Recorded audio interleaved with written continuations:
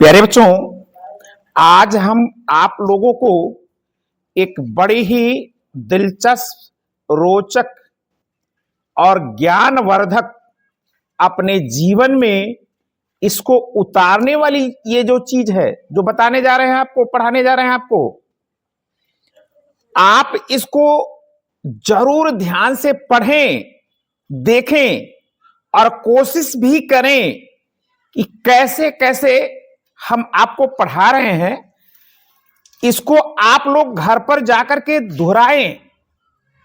चलिए, तो क्या चीज है वह चीज? पिंजरे का तोता। यह कहानी तोते के संबंध में है। हां, एक चीज कहानी से पहले आप लोगों को बता देना चाहता हूं, अपने भारतवर्ष में कुल लगभग 12 किस्म के तोते पाए जाते हैं।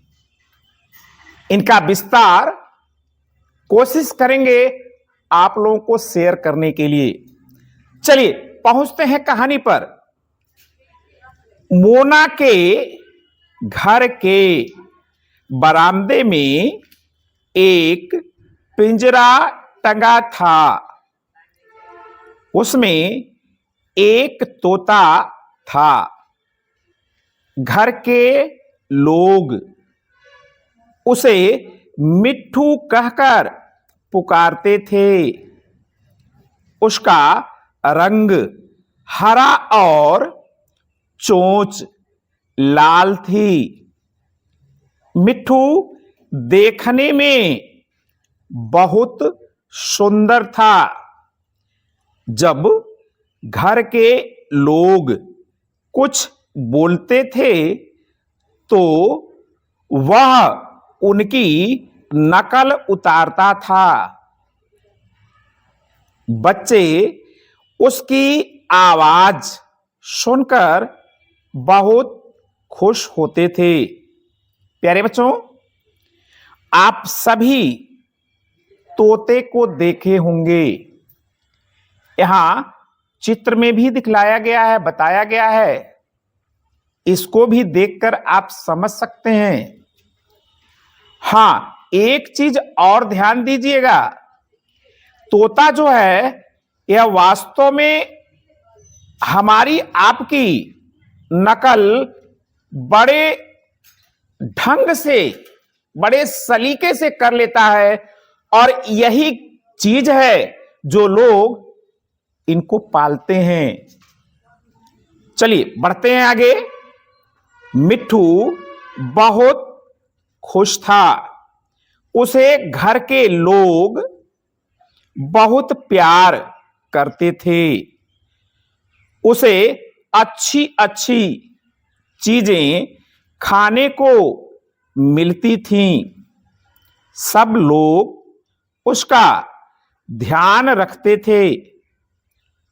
एक दिन दोपहर में एक दूसरा तोता उड़ता हुआ उधर आ गया। उसने मिट्ठू को देखा तो उसके पास आया। फिर दोनों बातें करने लगे।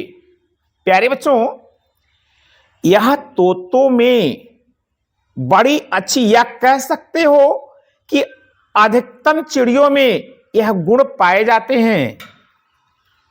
एक दूसरे को देख करके पास पहुंचते हैं। हां, कुछ चिड़ियों में आपस में बनती भी नहीं है।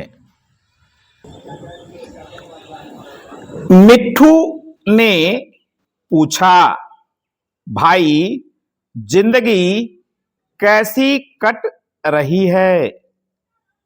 दूसरा तोता बोला, भाई सुबह ही दाना पानी की तलाश में निकल जाता हूं। दिन भर भटकने के बाद कभी खाने को मिल जाता है, कभी नहीं भी मिलता। कभी आधी पानी में घोंसला टूट जाता है तो उसे बनाने में परेशान रहता हूं। तुम अपनी सुनाओ। प्यारे बच्चों, आप सभी देखे होंगे अधिकतम पक्षी अपने घोंसले को बनाते हैं, एक एक तिनका चुन चुन करके लाते हैं और तब जाकर के घोंसले तैयार होते हैं। और वही चीज यहां दोनों तोते मिलकर के अपनी बातों को साझा कर रहे हैं, बता रहे हैं। मिट्ठू गर्व से बोला, मेरे तो मजे ही मजे हैं, न खाने की कमी है न पीने की। मालिक कभी कभी मुझे खाने के लिए काजू और बादाम भी देता है।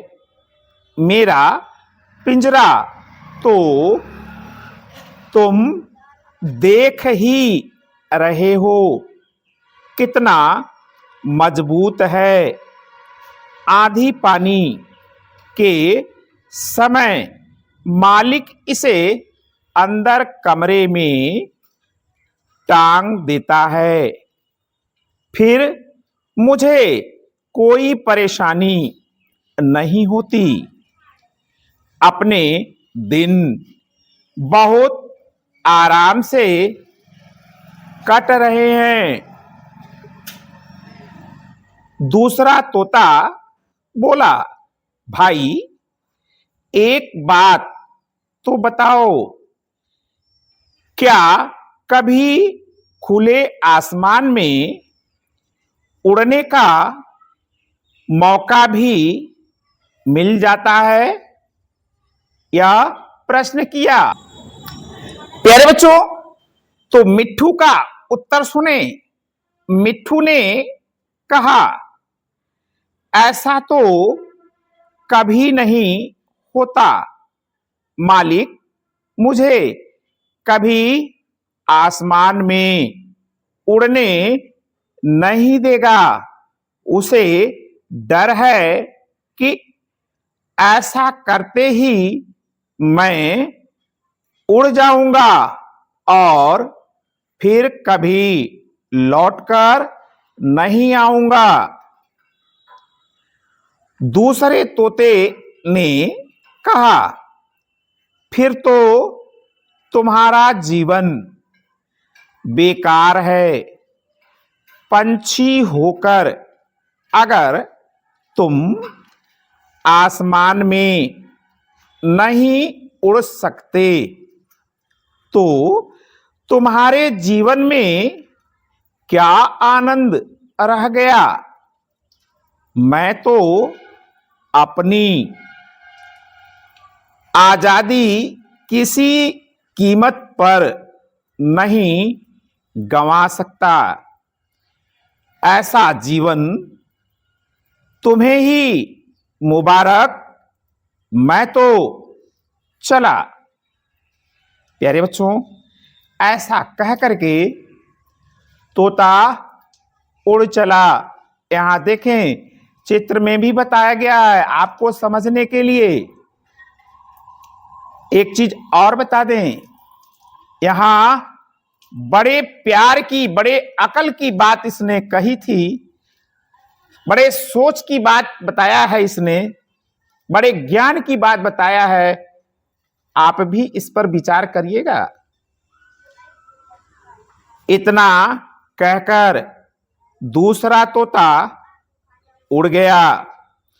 उसके जाने के बाद मिट्ठू उदास हो गया।